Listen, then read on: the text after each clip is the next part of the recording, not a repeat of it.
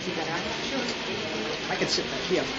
Tell you, the biggest problem in this editing room is getting the couch the right way so I can see the image on the machine. That's the biggest problem, because we decided on a couch because we knew that there was going to be a siege in here doing Last Temptation of Christ. We're going to be here for months, days and nights. This way I can lay down, maybe sleep a little bit. That's why we decided on a couch rather than a chair. The biggest problem has been getting the couch in the right configuration so that we can see the image on the chem. Yeah. So I'm going to find Clapton's solo then, right? And Yeah. pull it up? Yeah. But maybe the solo is still maybe too hot. I mean, it's too hot a solo. Maybe it's too So is there anything we want to do back up here? No, I think if you want to add a little more onto him, at that point, go ahead. But I think we should rearrange now the shots of the fantasy isn't quite right yet. Okay. Now, she's not actually...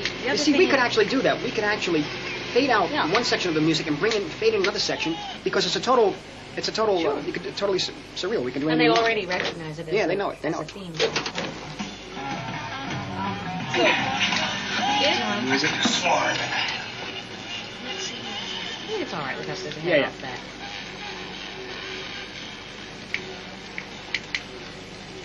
I don't know. This music is wrong. Yeah. I haven't turned the head of that yet. It's okay it's here. It's hard to see the tail of this. So it's hard to see the blue, yeah.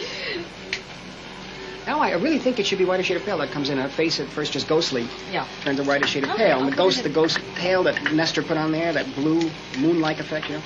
All right, let me try this. Because otherwise it's a little too temptress. She's got her hair up that way, and you hear that. This music is too sexy. The music's too sexy. It's too erotic. It doesn't need eroticism at this point. I know it's what you keep trying to put in the picture, but it doesn't need it. Okay? One thing in your mind all the time. One thing. Eroticism. The problem with this thing was it took $5 million for 4 weeks shooting, and it was a good luxurious kind of shoot. And I had planned all the shots anyway. But the problem that I think the most anxiety-ridden, well, the situation is so anxiety-ridden making films here now, because if a picture like King of Comedy at $19 million is really a very good film, I mean, some would argue that, then do I really need $19 million every time to make a picture? In other words, do I need that time? Because $19 million went for time. 19, 20 weeks of shooting. We took very often on that picture. I would start in the morning, and I'd start shooting around 3 in the afternoon. Whereas now I go and we're shooting at 7:30, and it's just but it's a different thing physically too. I don't like shooting a picture. I prefer the editing room. I'm more control here. There's less people, and less can go wrong. But I think in terms of that, but the shooting of King of Comedy was a very, very difficult situation. I think I prefer if I get on a set that the act of actually shooting and looking through the lens and working with the actors is so painful a situation that you better just start at 7:30 and get going. On Last Temptation that was that way, and on After Hours, and even Color of Money was that way. Why is it painful? It's painful. It's like waking up. It's like waking up. You don't want to wake up. You want to stay in bed. It's painful. It's like hey, for that hour in the morning, and then you look through the lens, or you look at the video assist, and you see it's not exactly the angle you wanted, then how do you get it? And maybe an actor's not feeling well that morning, and then you hear the lines read, and you say, my God, that's not exactly what I meant with those lines. And then, it's a mess. It's constantly a mess. It's constantly in this temperaments and different people. So I like to, that's why I like to work with people who are not too temperamental, have a lot of fun with them. I like to enjoy the cameraman, for example. I like very much Michael Ballhaus and Nestor Almendras. Nestor shot this. And they are pleasant to be with. Even Ballhaus, even if he can't get you something, he's still smiling. He'll say, no, that can't be done. It's better than a guy tearing his hair out and slamming and becoming, the grand superstar on the set. It's just insane. It's just crazy where you are just locked into a personality where you're locked into somebody else's personality. I can't handle it. I just need to have somebody who is open to all possibilities. That's the idea. And moves fast too. Moves fast. Ballhaus moves fast. Nestor moves very fast. But I tell you, on the commercial we did this little commercial for Giorgio Armani in Milan 2 weeks ago, and Michael was with me on it. 30 seconds, and we had 3 days to shoot, and it was great because we took our time, and And I was actually able to think of more interesting angles and shots. And Yeah. I mean, I would like that luxury. I would like that luxury. You know. Like. Yeah, but again, then that only stretches out the shooting period, and I hate the shooting period. I just hate it. But you remember what they told us about you in Last Temptation, that What? you were moving so fast and making so many compromises every second of the day that you would say, I need half an hour to talk to the Oh, actors. yeah, yeah. And then as the time went on, that got to be 5 quality minutes with the Yeah, actors. What did 5 quality minutes mean? 5 quality minutes with the actors. I would ask my AD, Joe Reedy, who was excellent. I'd ask him, give me 5 quality, well, no, actually 6. 6 quality minutes to talk to the actors. Quality minutes meant no banging, no people hammering, no people yelling in French and Arabic and Italian and German, and quiet on the set, and basically just myself and Joe, the actors, and the cameraman, and working out a little bit of time.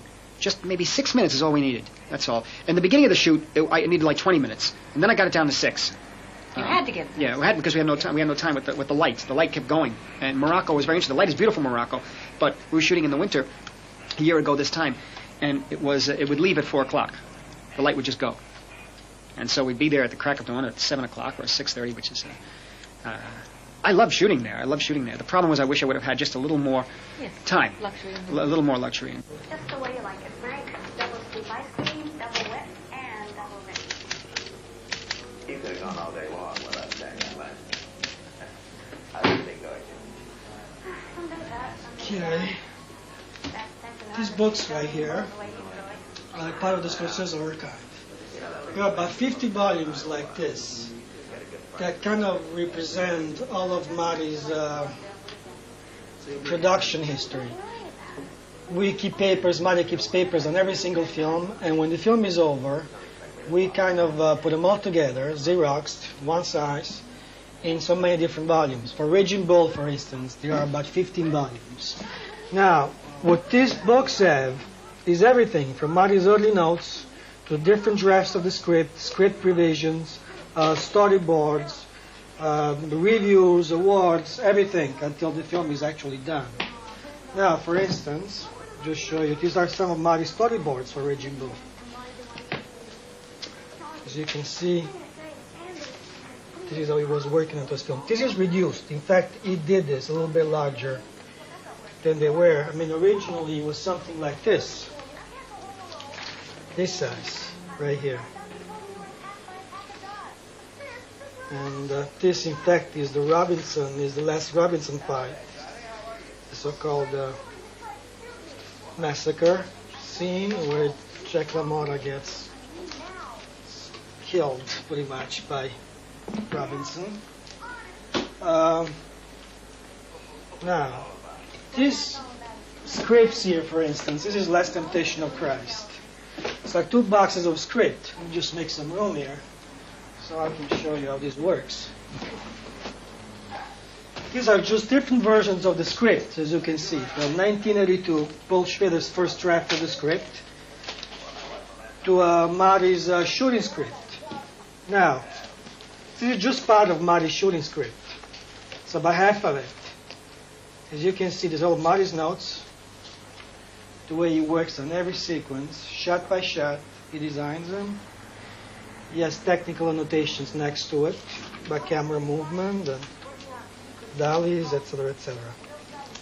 Now, at the end of the film, and by end of the film, I mean once the film is not being screened anymore and no more is being said about it, all these papers get organized and they become those books that you see right there. Last Temptation, I think, is going to be like 15 volumes probably, like Raging Bull. Now, Marty keeps every single paper. I mean, there are periods of his life where he's like almost obsessive about it. For instance, these are just some notes from 1981, 1982. Okay, as you can see here, this is some notes written on a napkin. Of course, Marty puts a date on it, which means that it's something to keep.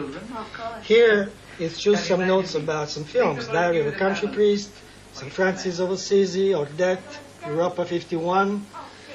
Annotations that might have some specific significance for Marty at that time of his life, that night.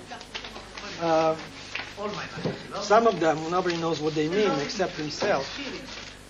So we try to identify them as much as possible.